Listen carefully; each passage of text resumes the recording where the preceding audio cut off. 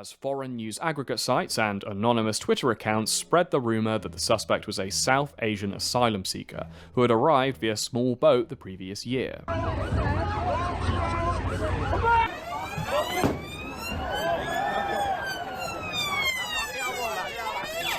Thousands. Like that right there is it. That's it. It's it. One dude, one random fucking insane dude does a heinous crime, and then pogroms start. Your society is deeply unwell and it's fundamentally broken. Okay? It's over. At that point, it's over. You gotta fucking wipe the slate clean and restart. Russia. I do want to watch the England video though, actually. This one, The End of England by Ordinary Things. This summer, my country went to hell, so I decided to follow it all the way to the bottom.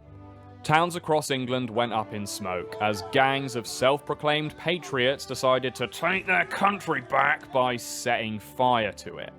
Their anger was focused on immigrants, legal and otherwise, surrounding hotels. This was pretty crazy.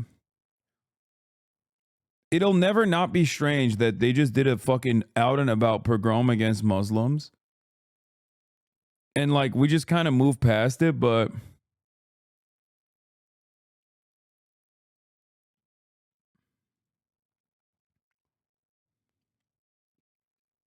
I don't know. Hotels housing recent arrivals and intimidating long-time residents. The sorry display didn't make me feel very patriotic, but then again, nothing much has lately. It's the one thing that everyone in England can agree on. Old place has gone to the dogs, mate.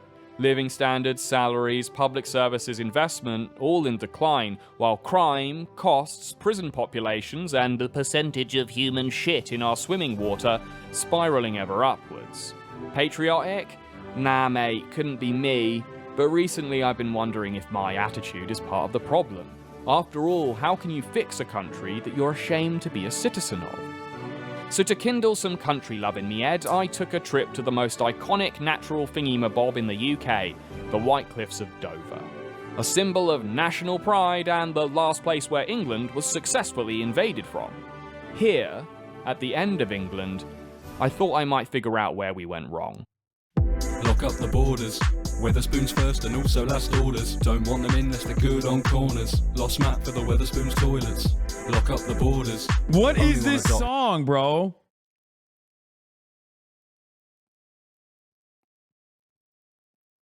Got a spoons while you're in the UK? Weatherspoons? Lads, I'll be in the fucking UK at Spoons. You know it, I'll be at fucking Spoons every day, lad. I'll be fucking drinking at England, lads. Spoons in it.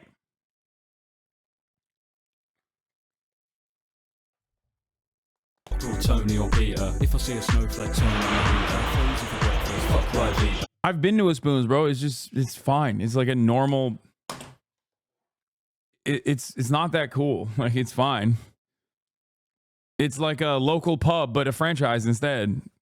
Like, I don't understand. It's like people being like, you gotta go to a fucking Applebee's, bro. If you come to America, you gotta go to Chipotle, or not Chipotle, Chili's. Like, I would rather go to a local pub than go to a fucking Spoons, because I feel like Spoons is just like a cheapened version of it, you know? It's like a mass-produced version of a local pub.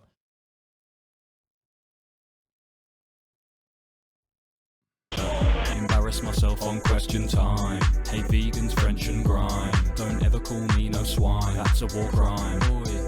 Lock up the borders. Weatherspoons first and also last orders. Lock up the borders. Boy. Lock up the borders. Boy. This country's gone to the dogs, mate. I'm not a racist. I sound like it probably, but I'm not. You should look. What? Did this guy volunteer? Dude, is every fucking Uber/taxi driver in the UK like this? I'm not a racist. Out of nowhere. Like, he just volunteered the information that he is, as a matter of fact, indeed, a racist. Yeah, mate. I'm not a racist, but I am a gammon. Look after your own people first. You know, if they can't control immigration, you know, we've got our kids and that need housing and stuff like that, and it's like they get preferential treatment. Being the closest part of England to mainland Europe, Dover has had an unlucky history because of this continental proximity. On a clear day, you can see France, and on a windy day, you can smell it, although that might just be the ferries swapping out their septic tanks. William the Conqueror landed in Dover in 1066, then marched his boys all the way up to Hastings, where he shot King Harold in the eye jelly, forever immortalised on the world's most famous piece of wool as the last man to successfully invade the English.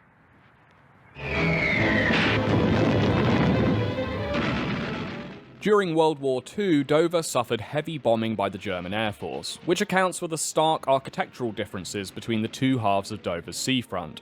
One side decaying Victorian grandeur, the other decaying post-war government housing. The landscape was the backdrop for the Battle of Britain, where fighter pilots pushed back a possible German invasion. Since then, Dover, and more specifically its iconic cliff face, have served as a potent symbol of English patriotism. Us lot have always had a strange relationship with patriotism. It's our embarrassing relative we only invite round for international football tournaments and the occasional Christmas. He crushes a couple of 3 lines on a shirt. George Rimmer still gleaming. 30 years of hurt. Never. What was it? Never stop me believing? No.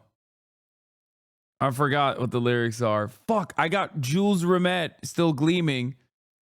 Oh. Never stop me dreaming.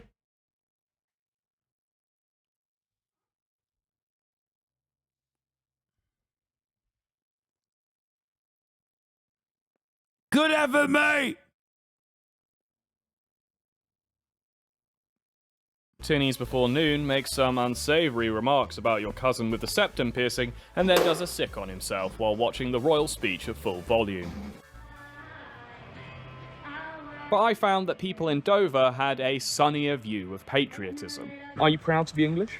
Oh yes, very patriotic. And what about England makes you proud? Mushy fucking poos in it. What of it? You one of those fucking rogues? You one of those fucking Islamopascists, yeah? I'm a proud propagaman.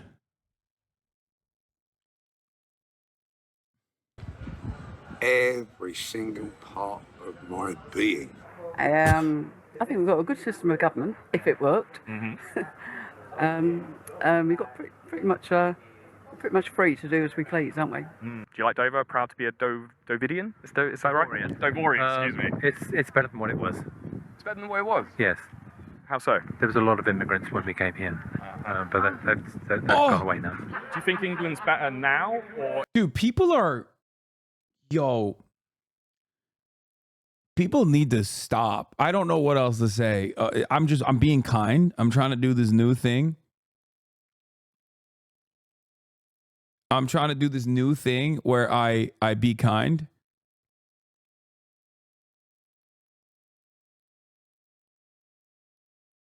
But people need to stop it. Okay? All I'm going to say is stop it.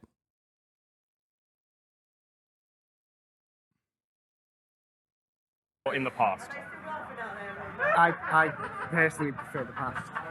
What era? What year, if you were to be? If I was born in the Victorian era, I think I'd be very, very... Bro has a wolf, by the way. That's crazy.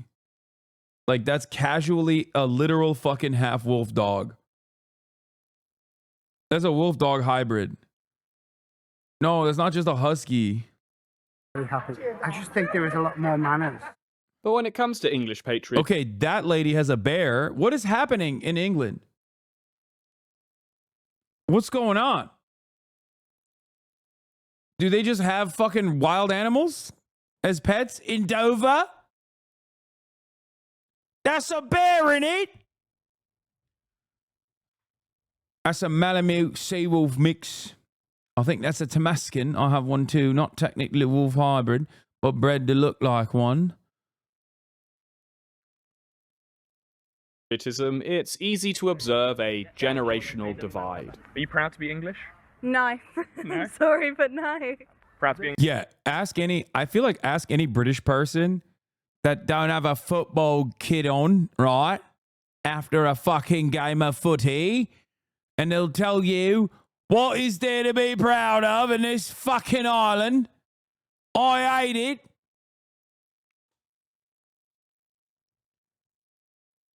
I'm under 30, lad. What do I have to look forward to?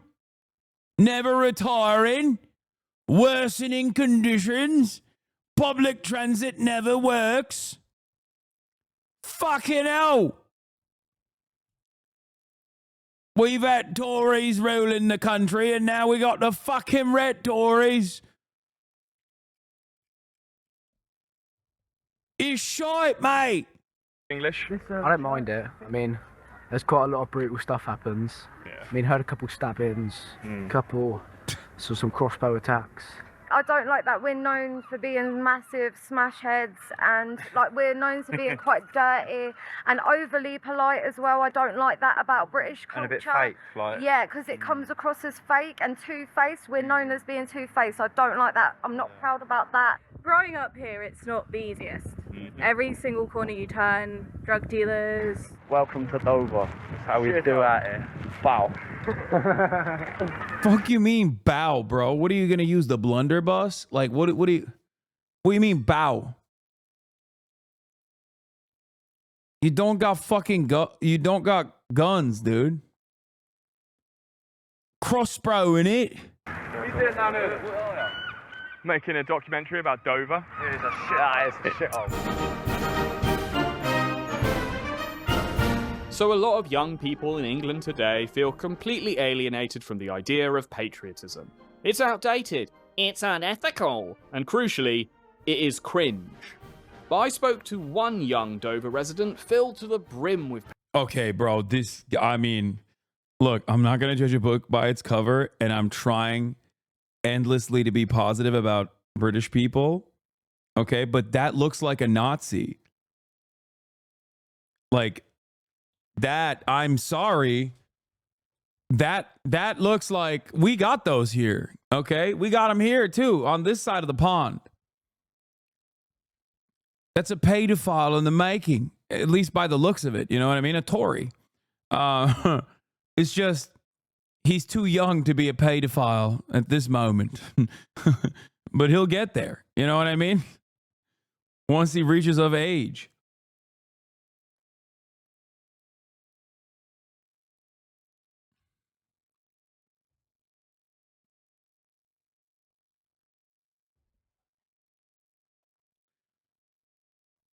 patriotism. Not for England, mind you, but for a country of his own creation. What? Would you renounce your English citizenship if you were able to, like, return to Verdis and live there permanently? If we could build Verdis's international recognition, then I think we would certainly, I would certainly consider renouncing my citizenship. If you haven't heard of Verdis, that isn't a surprise. The nation existed physically for about 48 hours. Daniel and a small band of fellow patriots decided to start a new country on an unclaimed half-kilometre of floodland wedged between Serbia and Croatia. It remains unclaimed today thanks to a weird quirk of geopolitical loophole. I'm sorry. I'm not into biological predeterminism by any means. Okay? But that is the most British thing you can fucking do. Okay? I'm sorry.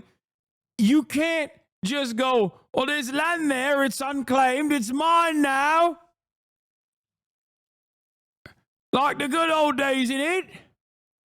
That's crazy. This is literally, he just unlocked epigenetic memories. It's looking proper. Might as well put a fucking flag on it, yeah? Call it mine.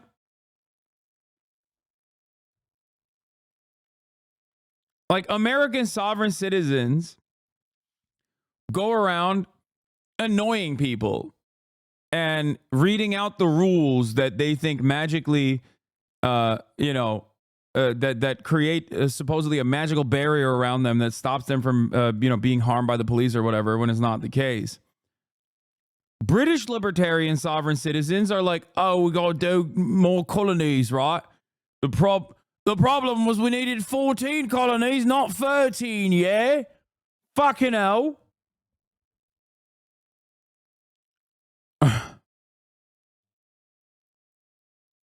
Foolery. Neither Croatia nor Serbia claim it because they are arguing over larger, more livable pieces of land to Verdis' south. I'm looking forward to hopefully being back on the land at some point, and we did actually go back to Verdis recently. We can't land the boats, obviously, because the Croatian authorities wouldn't allow us, but because it's an international waterway, there was no problem with us doing so.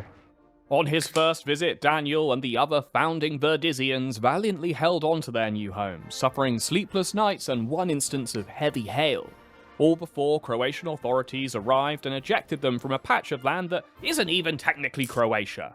Ever since, President Jackson and his cabinet have been governing in exile in Dover. Governments were in exile during World War II. They still referred to themselves as a state and such. We still continue to do the same thing, even though we are in exile. We have so many different opportunities. It's a small country, so we can test new systems of government. Dog, if you want your own formal governance to be established as a sovereign state, you just have to become... What's the guy? The bank guy? The bank family that owns an island off the coast of England? That's what you got to do. Okay? All you got to do is become wealthy enough that you can just no, not Sealand. No, I don't think it's Sealand. The Principality of Sealand? No. Is it Sealand? Is that what it's called? I don't think it was called.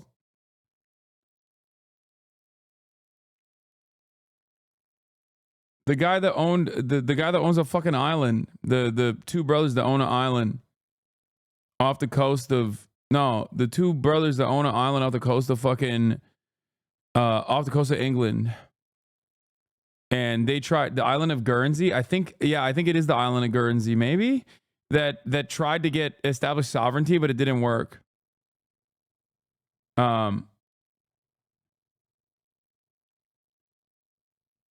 Yeah, the Barclays. Yes. This. Brescio is one of the Channel Islands located off the west coast of Sark, where they are now geographically detached from one another. Brescio is politically part of both Sark and the Bailiwick of Guernsey. It has been established in the courts that Brescio is a tenement of Sark. The Ministry of Justice, the Department of United Kingdom government with responsibilities for the Channel Islands, considers Brescio a part of Sark.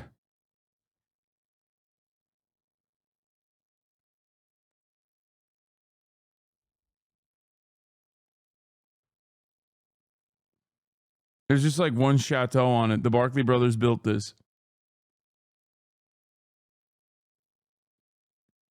And we can be a bit of humanitarian outpost. There's a lot of things that we can do to, say, for example, compared to an NGO that can only be subject to a couple of things.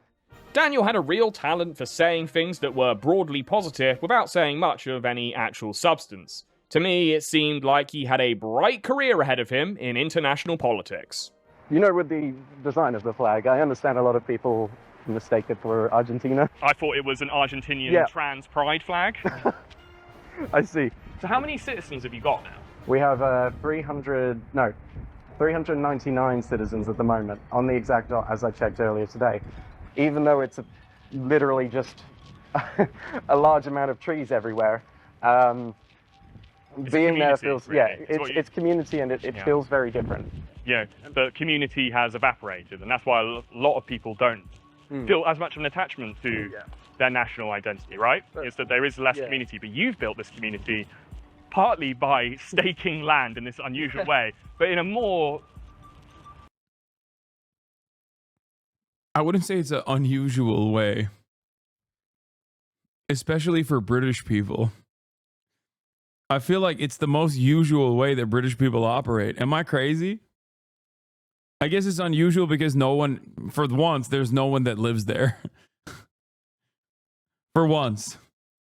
relatable way to a lot of people, you found a community online, because that's where most of the discussion about this country takes place now, right? Nowadays, yes. Daniel might be an extreme case, but I think his story speaks to an alienation that a lot of English people feel. In the age of the internet and an ever better connected world, it can be easier to forge a community with people thousands of miles away than with people in your local town or even your own country.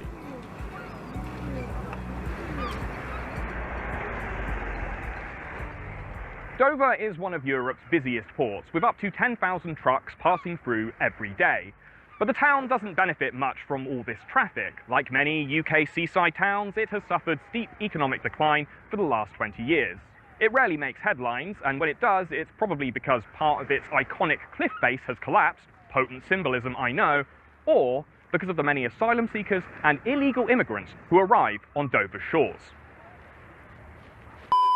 When polled, immigration and asylum compete only with health and the economy as the issue that the English get most riled up about. But it's also the most polarising issue in the country because of how partisan reporting on the topic is. When it comes to the tragic loss of life during channel crossings, then both sides of the political spectrum are interested in relaying the facts. But this is where balanced reporting on the topic ends. Thanks to this channel's long-time sponsor, Ground News, this divide is made starkly clear. They're an app and website I use to challenge mainstream media's reductive narratives on the most nuanced issues we face today. Their platform gathers related news in one place and then points out political bias or corporate backing that may be skewing or suppressing the facts. Time and again, the Ground News blind spot feed shows that stories about illegal immigration are the near-exclusive domain of right-wing media. Even when Oxford University publishes a politically neutral study finding Britain has the most illegal migrants in Europe, it's completely ignored by the left-leaning press. It's easy to write this news off as just another example of hostile political discourse. But Ground News also lists original research, so no matter what political ideology you personally subscribe to,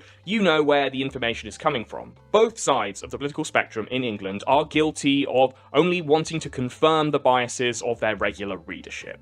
The right obsessively gobbles up any crime story related to migrants or stats involving the cost of housing them, but they will rarely know anything about the migrants themselves or the unique geopolitical situations that they're fleeing from. Meanwhile, the left and liberal press will have a more informed take on the global refugee crisis as a whole, but are then strategically silent when it comes to the challenges that illegal immigration might pose to poorer communities in the UK. This is why I think Ground News is such an incredible tool when it comes to bursting your own bubble. If you're only reading what everyone else is reading, you can only think. I can't get a good read on this guy. I thought he was like kind of I thought he was always like a lefty, but I remember him also shitting on me before too. I guess he's somewhat of a centrist. What everyone else is thinking. So go to my link at ground.news/OT or scan my QR code to think for yourself. They're offering my viewers 40% off the same unlimited access Vantage plan that I use. Subscribing provides you with an excellent product, but it also directly helps me make more documentaries like this one. Once upon 10 years ago, smuggling people into England was a high-cost, low-margin business. People attempted to cross the channel secretly in the backs of trucks arriving in Dover by ferry. Professional smugglers charged upwards of €9,000 per traveller, leaving most of their potential customer base to try their luck on unsuspecting vehicles instead. At the time, only around 12,000 people were detected crossing every year. That all changed after Brexit, when security checks tightened. He's adjacent to the weird drama YouTube circle with Kima Muda. Okay, that's actually kind of surprising to me because he definitely is intelligent. And I feel like a lot of the Keemstar adjacent drama orbiters have one factor. I don't think that that is true. Like, regardless of his opinions of me, he's like very clearly a decent, well-researched YouTube essayist.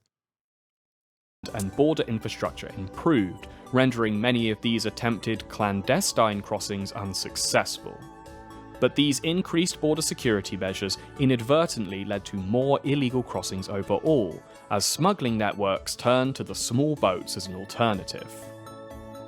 Since the pandemic, small boat crossings have skyrocketed, peaking in 2022 when over 45,000 people made their way across the channel illegally. It is now a popular and profitable business, as smugglers are able to charge a fraction of what they used to, mostly because they are overloading their boats with up to 60 passengers at a time on vessels designed for a maximum of 30. leading to an increased number of deaths by drowning every year. Successive prime ministers, and you know, we've had at least 4 since the crisis began, have pledged to crack down on the crossings, and all have seemingly failed. The government has lost control of our borders, and we can see that with the number of crossings there are across the channel in small boats. We have to stop that. And I think the only way to stop that is to smash the gangs that are running this vile trade. Each government has focused mostly on stricter enforcement and more effective policing of the border, with the British government handing French border forces £150 million a year to prevent further crossings. But just like the tightened security on the ferries a decade ago, this is also having unintended consequences. The smugglers are hurrying launches to evade police and crowding boats far beyond their capacity to make up for earlier intercepted launches. As a result, 2024 has been the deadliest year for channel crossings on record, while harsher policing hasn't made a dent in the number of crossings overall.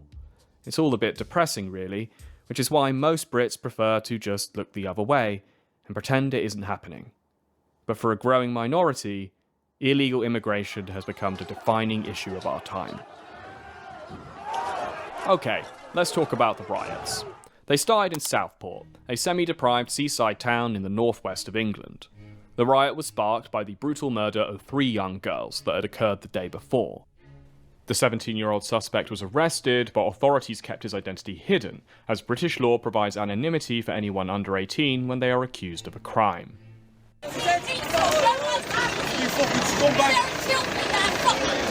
But this allowed online rumours to run rampant, as foreign news aggregate sites and anonymous Twitter accounts spread the rumour that the suspect was a South Asian asylum seeker who had arrived via small boat the previous year.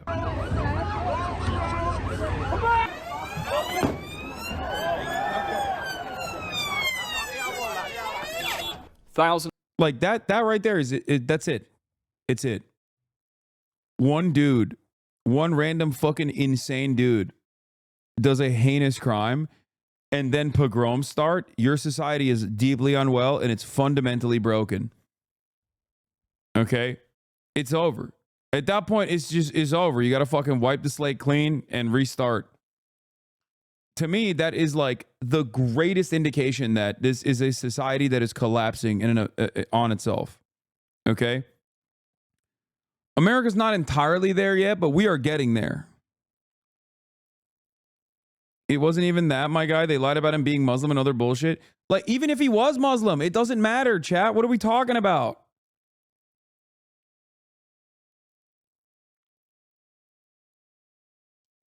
Like, even if he was literally like a Muslim refugee who was like, I'm doing this in the name of Allah because I hate England. The idea that like you're now going to start killing every fucking person that you assume is a Muslim migrant is insane. Like, do you not understand how racist that is? Do we forget? Like, crimes are committed by every ethnic group, okay? Everyone, every single one of them. I know that he was, he came from a Christian family, but who gives a shit? My point is, even if he was a fucking Muslim, like the notion that this is like a justifiable act is crazy.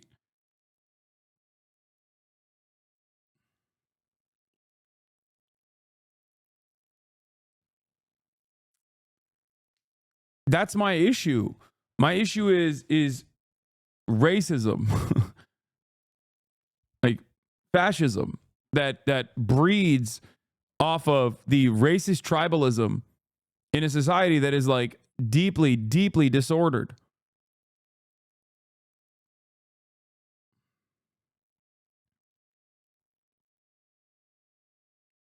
It's not even just collective punishment either. I mean, collective punishment inherently is just bad. It's not appropriate. But it's also collective punishment dished out by mob rule. That's it. It's a pogrom.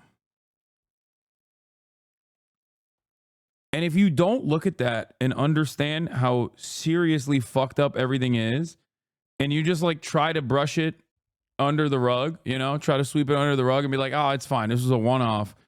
Let the fucking racists like do one little pogrom. It's fine. It'll be okay. And then we'll stick the cops on them.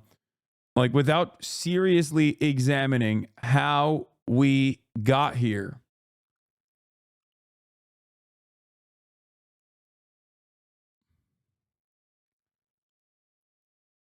It's going to happen again. Thousands of rioters gathered at Southport's only mosque, where projectiles were thrown at police and 50 were injured.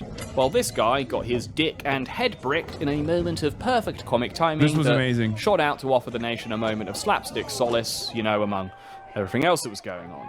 2 days later, public interest was deemed significant enough that the real identity of the suspect was released, but by then the fires in Southport had smoldered and spread to other parts of the country.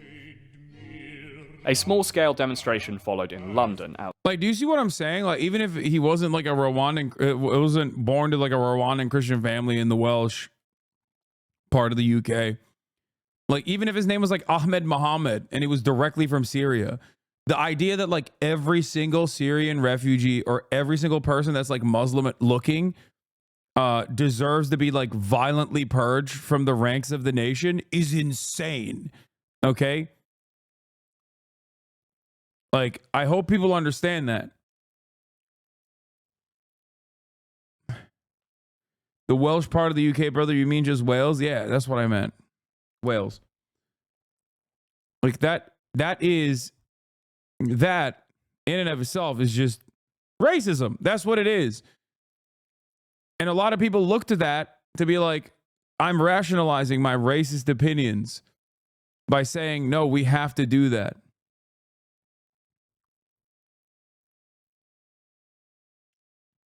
What would you say to convince someone that these movements are completely fascist and based on completely exaggerated information and not a genuine plea for national security? What?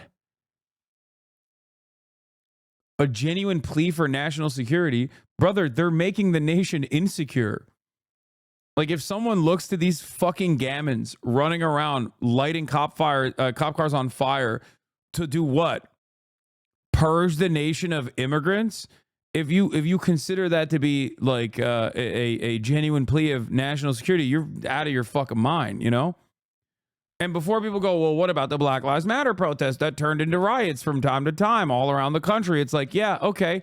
In that circumstance, that is an anti-government protest that is actually understandable and worthy, okay?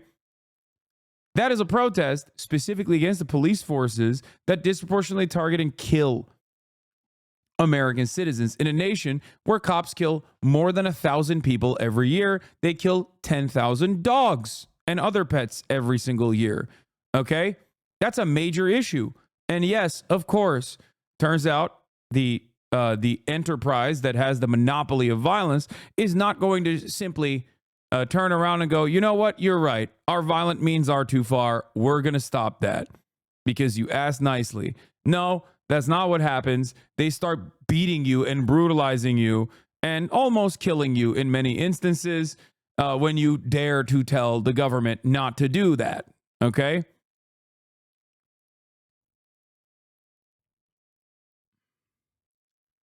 So, once again, the age-old HasanAbi adage of there are differences between good things and bad things. There are differences between good causes and bad causes. There's a difference between worthy causes and just pure virile hatred. Black Lives Matter protests were not conducted in a similar vein to turn into race riots where black people were storming the streets looking for white people to kill. As a matter of fact, it was heavily attended by white people, and it was against the police force. This, on the other hand, is fucking dumbass fascists running around, roaming the streets, looking for migrants. They literally lit on fire the entrance of a hotel that they knew housed migrants. It's fucking insane. Outside Downing Street, where 100 protesters were arrested. In Aldershot, large crowds... That's the exact argument that these Brit people use, though. Yeah, it's wrong, though. That's my whole point. Mr. Would George Floyd be the American parallel, or is this different? Yes, there's a difference between an anti-racist protest against objectively a criminal enterprise in American policing versus people being like, how about we kill all the migrants and like forcibly remove them from the country? And if the government doesn't do it, let's take matters into our own hands. Do you feel like these two things are different? Do you feel like the American federal government, the North's actions in the Civil War in the United States of America was the same as Nazi Germany, for example? They're both governments that were engaging in violent behavior. Yeah, you can reduce everything down to its bare bones and make it seem like they're both same. Are they advancing the same project? Fuck no. That's what you have to look at.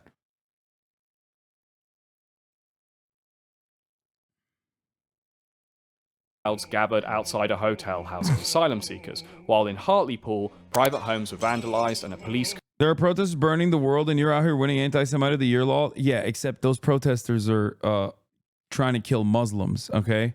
So they would never win anti-Semite of the Year. They would win pro-Israel award if there was one to be given out like that. Car was set on fire. We want your country back.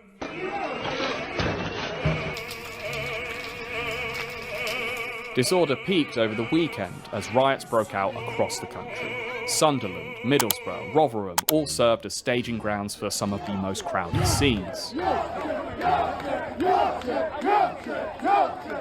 In Rotherham and Tamworth, crowds gathered around hotels housing migrants, setting them on fire and breaking in. While in Middlesbrough, rioters again targeted private homes, cars and the Crown Court building. That weekend was the most violent and most widespread case of civil unrest in England since the 2011 riots, a much more explosive event in terms of criminal damage, injuries and fatalities, sparked by the police killing of Mark Duggan. An event that is now remembered hazily, if at all, by a nation that likes to put this kind of unpleasant business behind us. When it is remembered, it's either for the large-scale looting, or more charitably, by the liberal press, as a community's collective rage boiling over after years of harsh policing. I mean, that's also objectively correct. Like, even the liberal press in that regard, if that's the way that they analyze it, is... Notice how the damage conducted in the aftermath of a riot of that regard is to the bottom line of random fucking corporations. Okay? While I understand the reasons as to why people get mad at that, because at the end of that, there are still human beings that might suffer from the financial hardship, especially if it's a small business, and I think that that is inappropriate. There is a bit of a difference there, don't you think, in terms of, trying to identify where migrants live to kill them.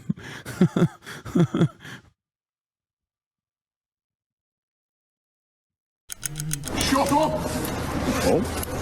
The reason being is, the dress like a dickhead, you're not such a dickhead in. The recently elected government reacted to the riots with a shock and/or crackdown. More than 1,000 were arrested at the scene and in the weeks that followed, while local police slapped together some social media propaganda to show what a good, scary job they were doing.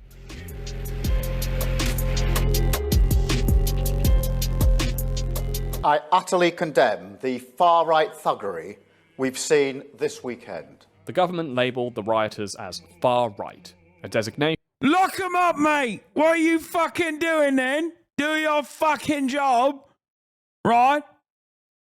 Or is it only that you like to starve children, kid starver? Club them all, mate! That the London media class obediently copied and pasted into their headlines. But was this strict? Was this not a far-right violent... Wait, what? Accurate. National newspapers and government ministers blamed the EDL for the riots, a far-right gang of football hooligans that's been inactive for nearly a... Weren't you celebrating when this dumbass red Tory won the election? No. I was literally in Croatia doing real-time coverage, and all the English heads in the chat were actually kind of mad at me for not actually celebrating it sufficiently. I kept ringing the alarm bells before this pogrom took place.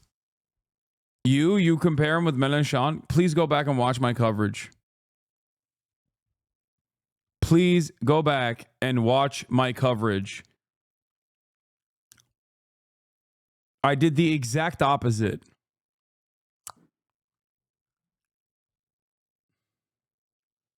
I think he heard me joke about me saying Keir Starmer is actually Keir Stalin, and he took it to heart. Like he was like, "Oh yeah, this guy definitely believes it." Yeah, no, I wasn't fond of Keir Starmer, who ran on a platform of "we're gonna stop the boats," and that my opposition is not serious enough about stopping the boats, and we're gonna do austerity, or we're gonna also continue.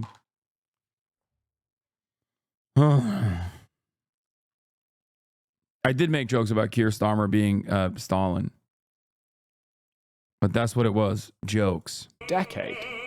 The inconvenient truth is that the riots had no specific organizers. The incredible irony of these riots is that they were largely mobilized by foreign forces themselves. The news aggregate site that first spread the false rumors about the Southport suspect's ethnicity and migration status is based in Pakistan, while the majority of the Telegram groups and influencers responsible for mobilizing people were based abroad, mostly in mainland Europe or the US. So in lieu of domestic organisers, the government cracked down on the shit posters. So I'm actually being arrested. Be arrested, okay.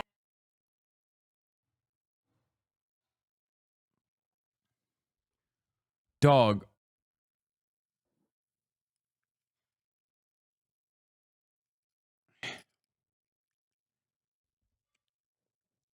The people on the ground that were primed into defending England, okay, were not like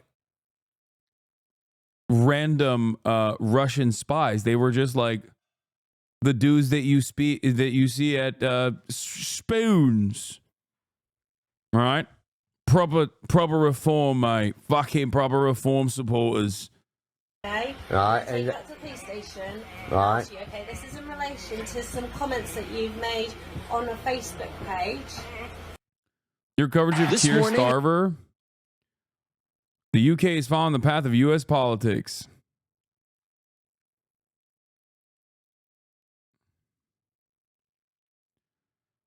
Here, this is a fan account. This is from Daily Dose of HasanAbi. Labor leader Sir Keir Starmer celebrated landslide victory with Labor winning 170 plus majority. This raises questions about whether the UK Labour Party will devolve similar to the American Democratic Party. Usually when centrists hold power, they shift to the right.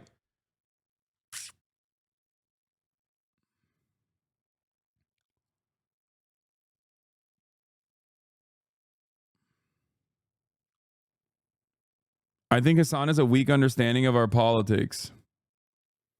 I agree. I usually can listen to Hasan's stances, but his takes on labor right now are painful, clouded by his Anglophobia. Because I was very critical of Keir Starmer. The only way that the Labour would ever lose this, instead of the insane landslide victory that they're supposed to get in this circumstance, like their opposition, once again, has recycled leadership unceremoniously. Is this this privatization? The river is full of shit. The water is bad. Everything's expensive. I mean, it can't go on like this, right? So the only way that this still loses. Yeah, clip of your coverage of Keir Starmer's victory. Quick questions, really. Firstly, would you campaign alongside reform for proportional representation? Pre-watch Piker, you already called it. They're already doing it. Oh yeah, I'm sure. You'll see. Watch this space. In the upcoming days, everyone is going to talk about how much better Keir Starmer is than Jeremy Corbyn, and that centrism won in the UK. And it's the solution. It's the antidote to far right politics of the Tories. Okay. What's happened? I think it was you.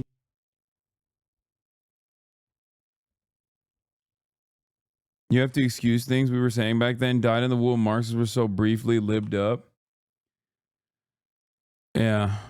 It's funny though, because people go, I think you have, like, this person has me in his fucking PFP, I think. Oh no, never mind. It's actually Keanu Reeves. I thought it was like an old photo of me with long hair. But I thought it was from when I had the long hair. People would make jokes about how I look like that fucking Lord Farquaad. You are clueless about UK politics.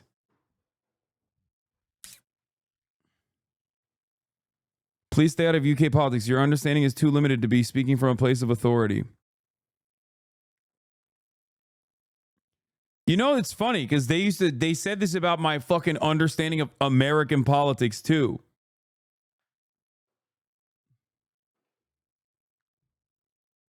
Now Nigel Farage is more popular than Keir Starmer already.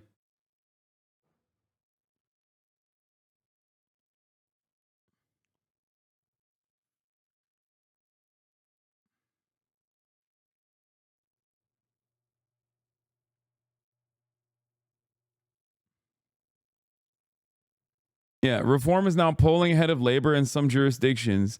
Keir Starmer is so unpopular that reform is going to win seats.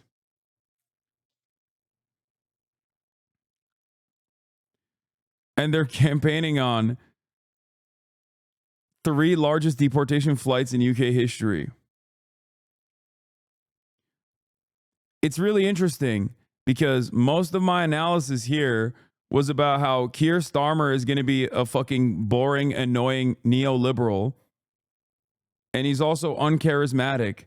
And that the real fucking election victory was the massive amounts of popularity that reform was able to get in an incredibly fucking short amount of time because of this nascent fascist movement that has gone unaddressed.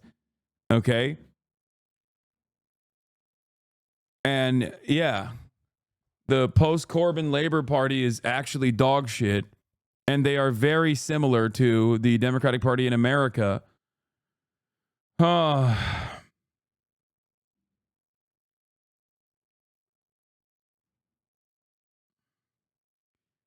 it's really interesting because everyone hates the effects of Tories' austerity policies, but the problem is that they have a very sophisticated media behind them. I understand I respect Hasan's knowledge on many things, but he doesn't understand UK politics. Using the US as a country with a completely different political system and culture as some sort of template is lazy and frankly dumb. I'm not a fan of Biden, but continue to use Jover is pretty cringe.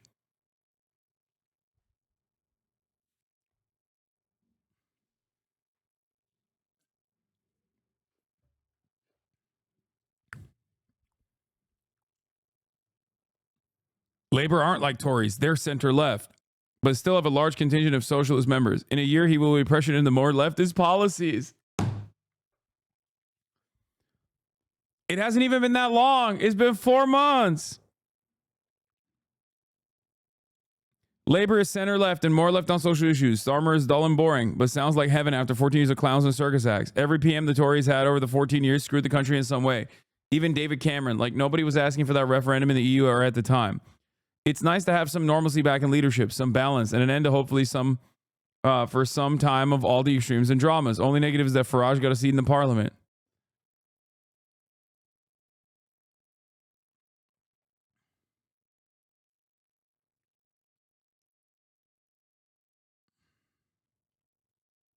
Maybe it's because of his centrist views that he won.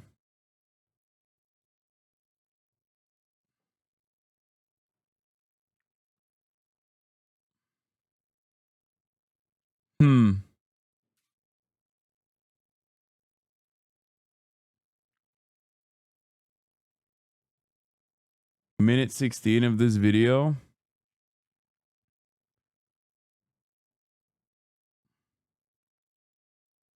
This space. Keir Starmer does privatization, continues the austerity regime of the Tories, and then basically all the labor strongholds go to reform. Reform comes in hot as a motherfucker, gets more legitimacy from the Tories. The Tories have no one else to rely on, so they try to bring the Reform Party on their side, set up a coalition, and then that only ends up legitimizing the reform positions. Keir Starmer turns around and in a last ditch effort, he already signaled towards this. He signaled towards this in the debates, and he has signaled towards this as a centrist. What will end up happening is Keir Starmer will also capitulate to the right-wing framing on immigration, and he already has, just like Joe Biden did. Okay, that will only further solidify the reform position and only legitimize reform further. England 1930s style, 1930s Germany style, England goes right-wing next time around. Really, in this pencil.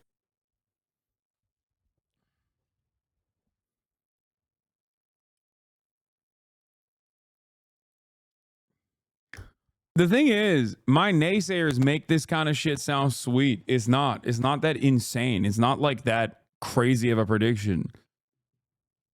I'm just looking at fucking patterns throughout history and applying the same analysis that I apply usually.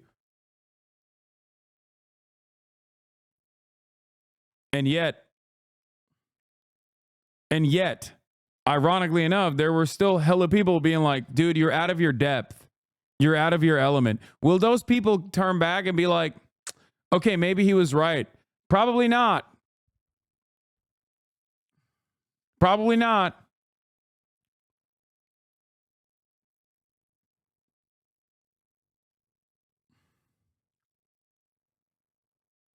Yeah.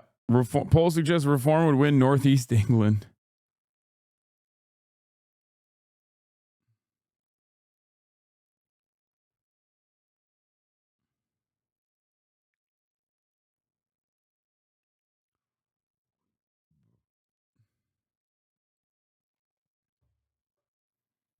Yeah, I had the 14th key, dude.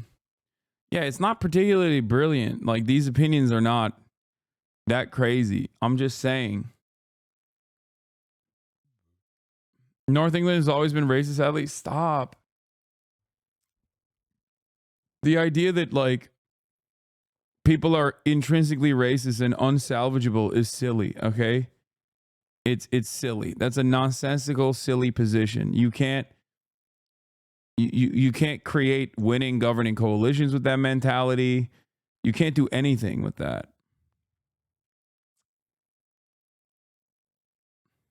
Oh, really? Oh, it's a Facebook crime, is it? Many of those who were arrested weren't even present during the riots. They were charged and handed multi-year sentences for inciting racial hatred or directing the actions of the riots towards the hotels. They all right? Yeah, essentially he was telling people on Facebook to go and attack a hotel in Leeds housing asylum seekers. He didn't actually take part in that action. We understand he was at home with an injured foot, but it was his messages online that were seen by his friends and other people they shared those posts with. Every man and his dog should smash the fuck out of Britannia Hotel in Leeds. That were at the root of his sentencing. The sentence that I pass has been reduced by 1/3 to reflect your guilty plea. The sentence is one of 20 months imprisonment. Martin Luther King said that a riot... What is this? Rev up your judgment about my enemies tweet. Another Hasan hater got exposed for pulling a V. Who? Who did? The language of the unheard. A quote that is inconsistently applied by liberal commentators. Happy to roll it out for causes we sympathize with and... Ain't no fucking way. Ain't no fucking way that this man is using an MLK quote to talk about what the fuck?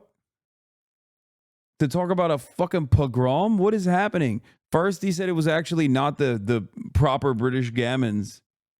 Muda? Wait, what did Muda do? Oh no, is he into lolly? Shut the fuck up. Ain't no fucking way.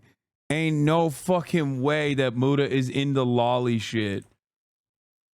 Muda is a lolly enjoyer? No, I don't believe that.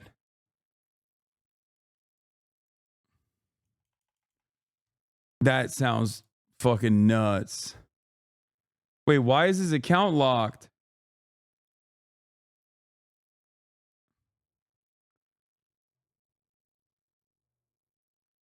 Why is his account inactive, preventing impersonation? Wait, what?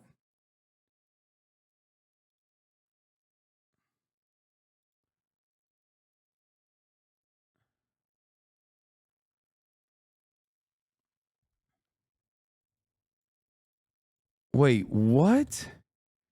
Resurface video of Oompaville, some ordinary gamers and Nooks Taku watching lolly porn together on a Discord call? Can't speak for Caleb. From what I remember regarding stuff like this is stuff from Nux showing us hentai for his competitions, and usually in this there are around multiple creators. No defense here. I'm not knowledgeable about anything anime, and I blindly assume someone we collaborated at the time showed us hentai and nothing illegal. Since this appears to now come from something more sinister, I apologize for what I said in this, and I'm livid at Nux, who was quite against this kind of material in both public and private conversations with us. Whatever he showed us at the time, I had believed would just fall under legal hentai banner in Canada and the US, and assumed poorly that all of it would just be legal, and after filming, just go on with my day.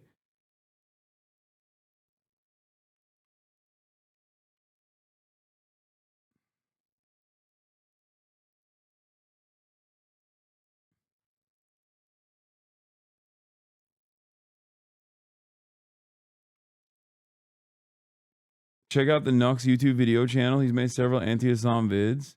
Nux hates you. He's super pro-Israel. Yeah.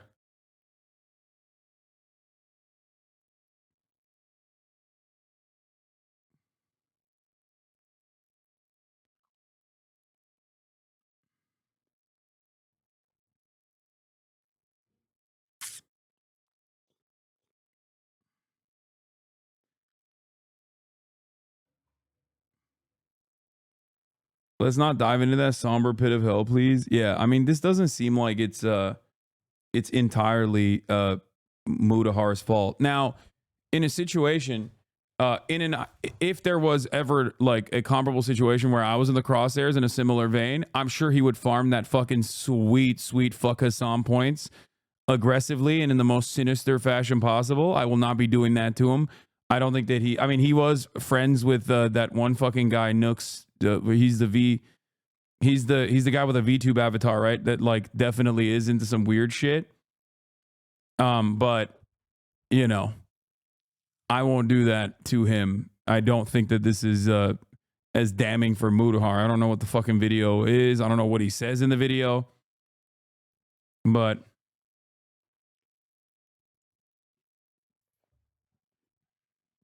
and I like Oompaville in general. I haven't seen anything gross or weird from him, so yeah.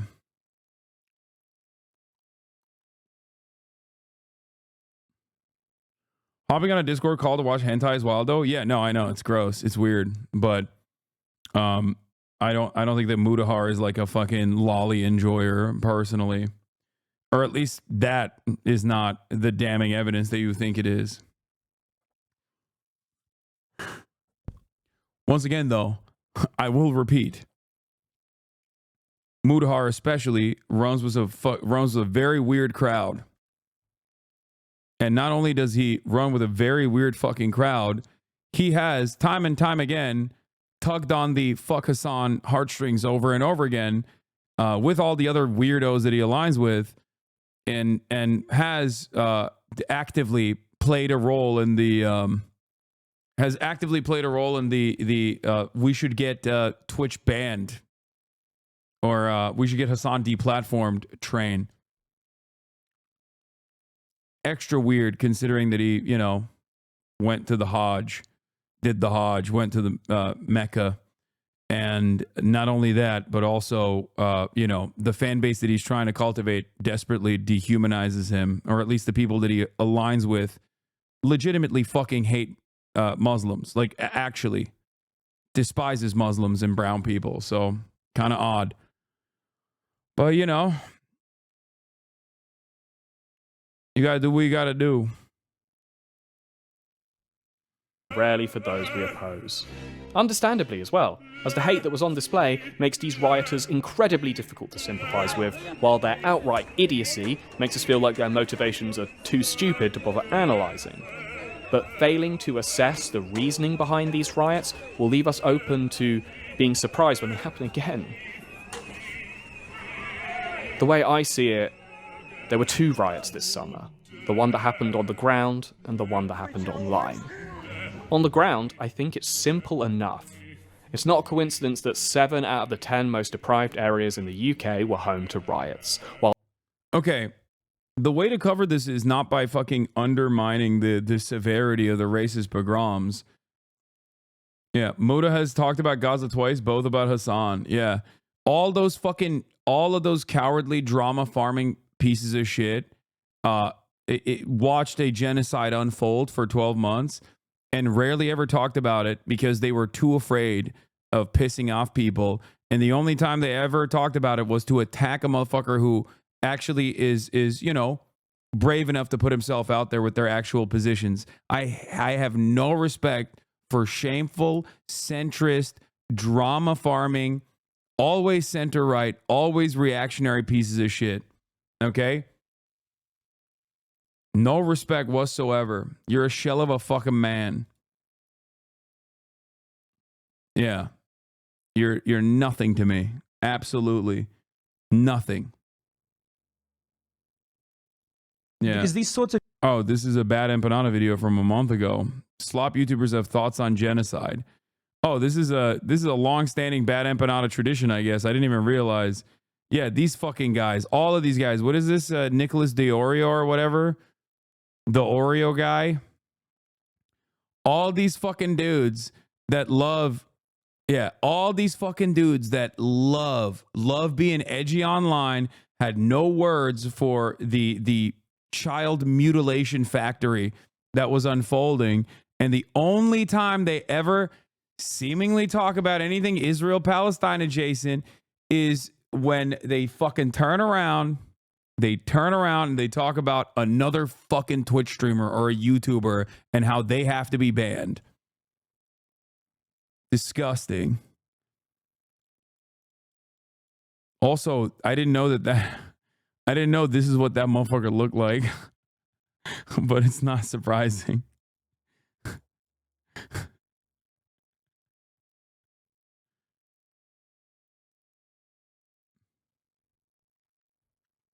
Look at this guy.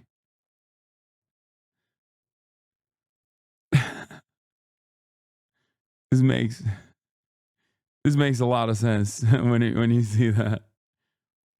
While affluent areas easily overwhelmed the few aggravators that bothered showing up.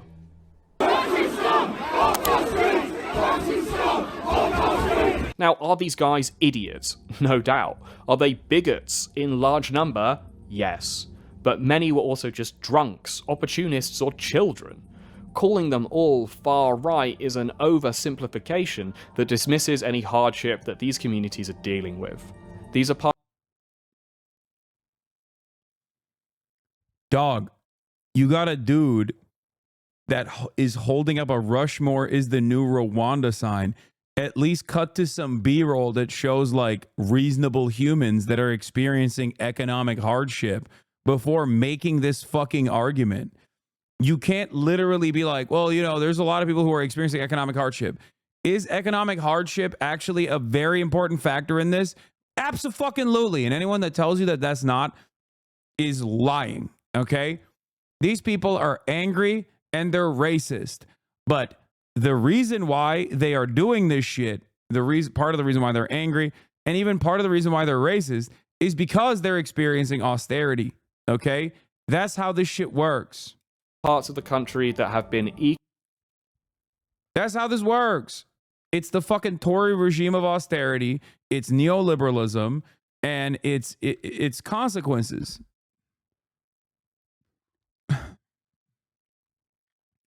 Desperate, vulnerable, poor people that are experiencing economic hardships are very easy to manipulate, especially when there is a lot of unexamined white supremacist attitudes that people have. Okay?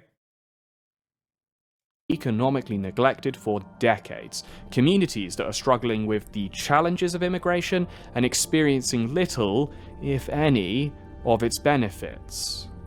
The riot that happened online is more clear-cut. It is the ongoing product of a new international far right who are spreading misinformation and hatred from Malaysia to Middlesbrough to Missouri and all the way back again. This new far right has adapted to the post-COVID internet faster than many of its mainstream opponents, realizing that they can reach more eyeballs as influencers than they ever could as third-party posers. I'm not gonna lie, I used to like Muda's deep dives into niche IT topics is informative, but after what he's been doing for the past year, I lost every single iota of respect for him and unself. Fuck this coward. Oh no, I used to talk to him. I used to talk to Muda. Like, we used to DM back and forth. I thought it was chill. I would ask him for advice on fucking Steam Deck related shit. Like, I'm not expecting him to be to avoid talking about me for that reason. Okay, that's not what my expectation is at all. But I would have thought that he would be at least somewhat charitable and more understanding, or even fucking reach out to be like, hey, I've been hearing a lot of stuff that people are saying about you. I wonder if it's true. Because I feel like that at that point is not even friendship. That at that point is just like doing your goddamn journalistic due diligence if you're going to fucking write a YouTube essay.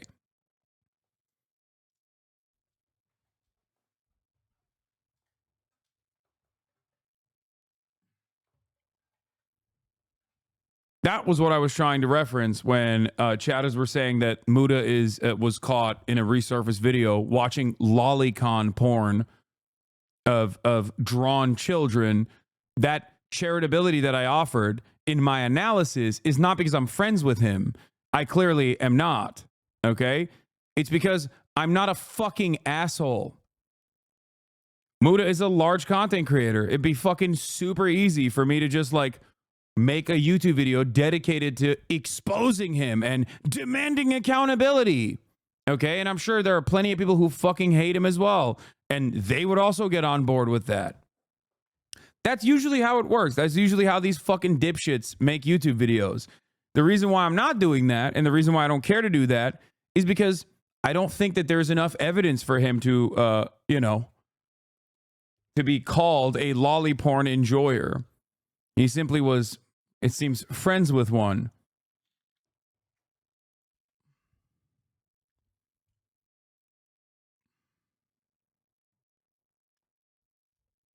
I don't even know if he's still friends with him, but regardless. The former leader of the EDL, Tommy Robinson, has rebranded himself as a citizen journalist, reaching a worldwide audience now through Twitter and podcast appearances. Getting onto the fact that there's been riots in the UK. This guy is literally a white supremacist terrorist, by the way. The fact that like the Daily Wire is offering him a platform is, of course, the most expected outcome, but like they're making it seem like he's just like a normal dude. He's just a straight up fucking Nazi.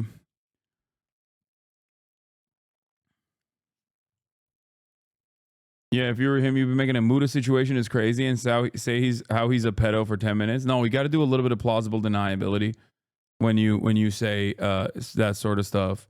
You gotta be like, oh, I don't know, but it's like pretty crazy, pretty damning. That's how they do it. UK and the media have said that I instigated them and directed them. Tommy and the influencers in his sphere are seasoned enough not to post anything that could be seen as incitement during the riots, leaving that to their followers. Ordinary people, who the government then turns into martyrs when they hand out these lengthy prison sentences for online speech. Since COVID-19, the internet has become a more hostile and openly conspiratorial place, and my hunch is that England generally is following suit. But to confirm my suspicions, I went to the one place where you can always get a reliable measure of how the English really feel: the pub. If you are not English and you are watching this and you want to know the best way to integrate yourself with English culture quickly, the moment you get off the plane or small boat or whatever, you want to get yourself down to a Wetherspoons, get a full English breakfast, and order a pint of the cheapest lager possible. Only in England and only in Wetherspoons, the biggest chain of pubs in the UK and the nation's public living room. Wetherspoons is a national institution. Hell, it's basically a public service. There aren't many places today where you can get a pint in a full English for £5. In a country plagued by inflation and over a decade of stagnant wages, it is an oasis of the cheap and unchanging. Are you proud to be English? That's an interesting question because I'm not too sure. So I think the EDL is a bit of a twat. England's always been a cosmopolitan, mixed race country. Are you proud to be English? Very proud. Why? It's where I was born, where I brought up, English through and through. I think the English should come first. I don't mind anybody coming to this country if they're legal. If they work and pay taxes and everything, I'm fine with it. But they come in on the boats, they're giving hotels, food, lodging and money, so they're getting everything for nothing, and they even get to come on the waiting list before English people. So when you're just a racist, I would excuse. Yeah. It's like these people that are coming from war-torn parts of the fucking world actually have it so much better. They have it so much better than the average lad. You know?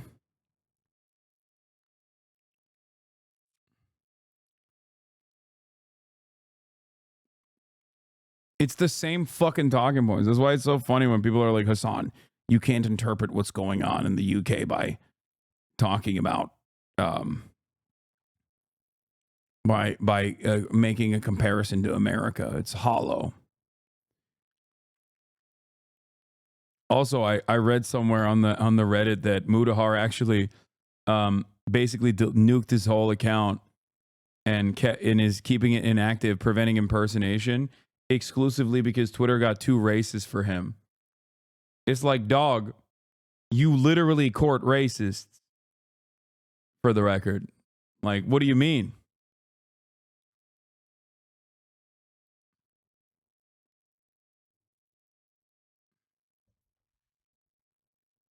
Excuse me. I am not a racist. I'm a bigot. Two very different things. What is the difference between a bigot? Well, racist is like, I should hate you because you're black or because you're foreign. No, a bigot is disliking the way of life. So there are ways of life I don't like. Such as? I don't like a lot of stuff in the Middle East. I don't like the Islamic way of life. This is Callum Smiles, citizen journalist and self-proclaimed bigot.